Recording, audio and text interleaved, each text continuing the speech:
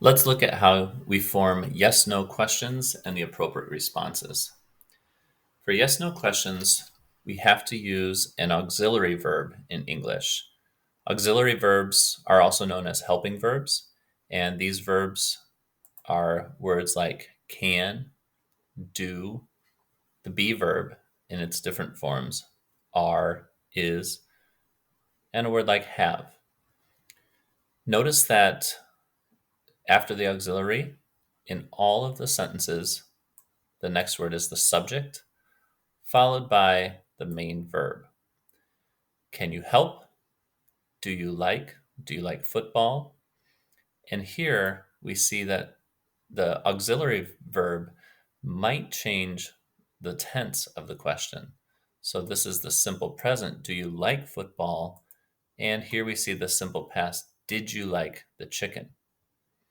The same can be true with the be verb in its different forms. Are can be, are you tired? Or were you tired? Have is the present perfect. Have you seen this movie before? Or past perfect. Had you seen this movie before? For affirmative responses, we always use yes.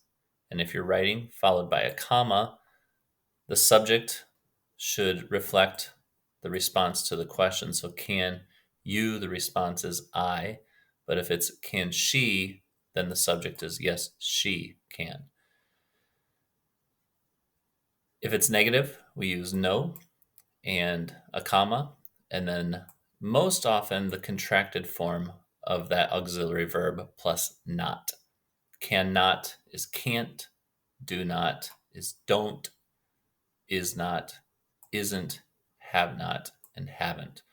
Most American English speakers will contract the yes no answer in the negative form.